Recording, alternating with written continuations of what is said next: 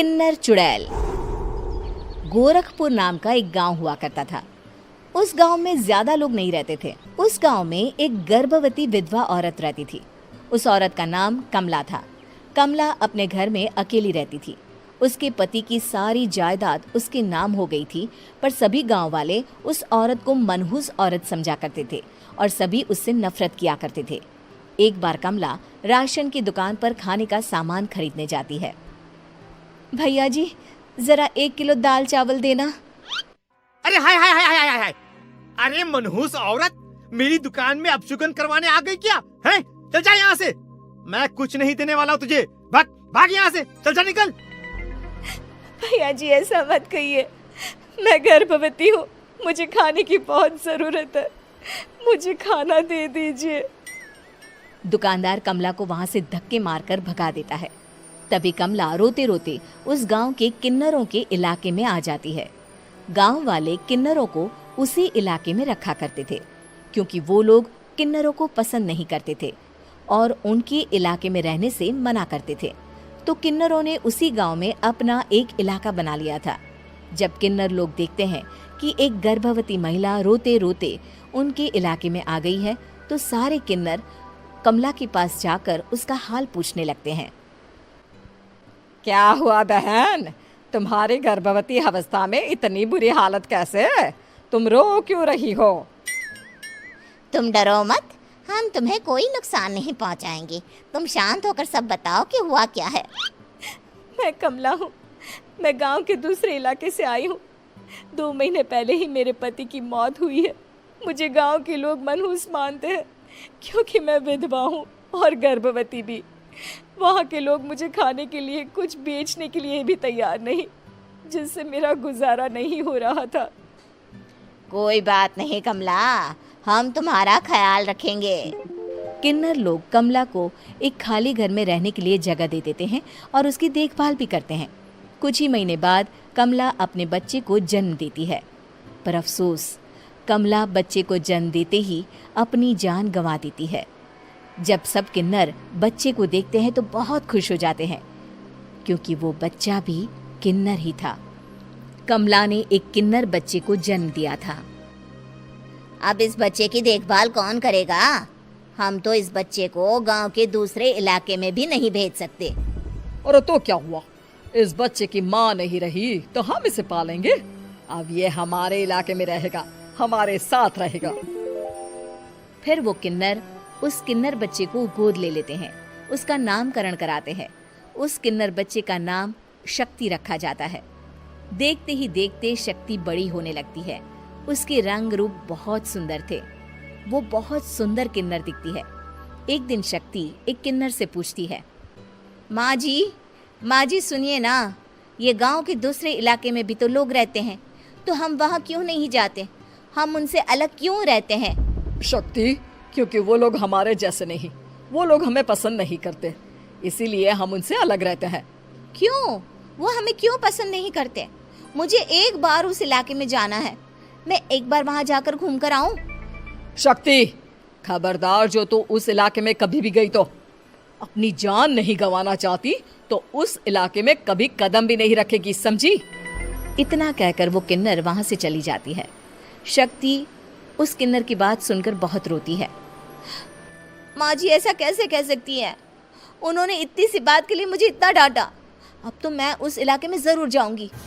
फिर एक दिन शक्ति गांव के दूसरे इलाके में चुपके से जाती है।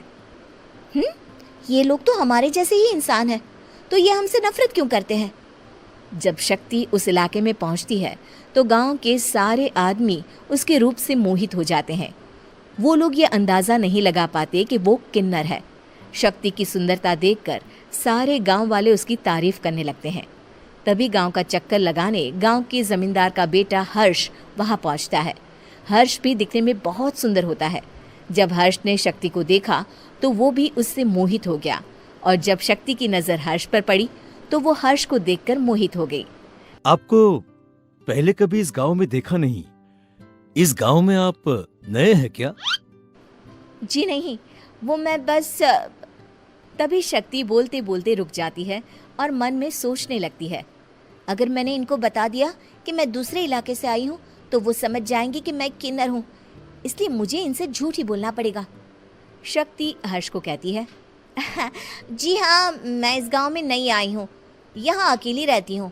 वैसे आप कौन है? आप भी इसी गांव में रहते हैं? जी हाँ, मैं इस गांव के जमींदार का बेटा हूँ। आपको किसी भी चीज की जरूरत पड़े तो आप मुझे बता देना, मुझे अच्छा लगेगा। ऐसे ही शक्ति और हर्ष एक दूसरे से रोज मिलने लगते। वो दोनों अपने प्यार का इजहार करने एक दूसरे से मिलने जाते हैं। तभी शक्ति का पीछा करते करते एक किन्नर वहां आ जाती है।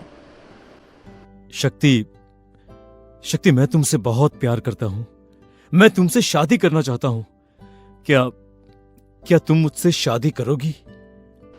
हाँ हर्ष, मैं तुमसे शादी करूँगी, पर मैं तुमको अपने बारे में एक सच्चाई बताना चाहती हूँ जो मैंने तुमसे छुपा कर रखी है। तभी उनके बीच में ही वो किन्नर आ जाती है। शक्ति, तेरी हिम्मत कैसे हुई ऐसा करने की? वो किन्नर शक्ति को खींचकर गांव के जमींदार के पास ले जाती है। हर्ष भी वहां शक्ति को बचाने के लिए पहुंच जाता है। जमींदार शक्ति और हर्ष के प्यार के बारे में सुनकर गुस्से में आ जाता है और शक्ति को गांव के बाहर निकालने की सजा देता है। शक्ति ये बात सहन नहीं कर पाती और कुएं में कूदकर अपनी जान दे देती है। जमींदार हर्ष की शादी गांव की एक लड़की से करवा देता है, पर हर्ष इस शादी से खुश नहीं होता। शक्ति अपना बदला लेने के लिए मरने के बाद किन्नर चुड़ैल बन जाती है। अब मैं इन गाँव वालों को नहीं छोड़ूंगी, अब इनसे मैं अपने प्यार का बदला लूंगी।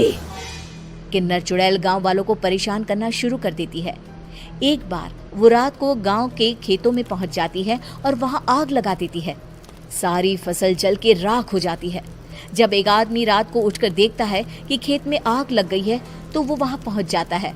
वो देखता है कि खेतों के बीचों बीच एक किन्नर चुड़ैल खड़ी है और वहां खड़े होकर ताली बजा रही है। गांव वाला किन्नर चुड़ैल को देखकर बेहोश हो जाता है। जब सुबह उस आदमी को होश आता है तो वो सीधा जमींदार के पास जाता है। अरे जमींदार साहब, अरे वो किन्नर चुड़ैल ने मेरी सारी फसल जला दी। अब मैं क्या करूंगा? क्या होगा मेरा? जमींदार चुड़ैल किन्नर का नाम सुनते ही सब कुछ समझ जाता है। अब वो बहुत डर जाता है। उसी रात को जब जमींदार डर के मारे अपने कमरे में सो नहीं पाता, तभी वहां अचानक से किन्नर चुड़ैल आ जाती है।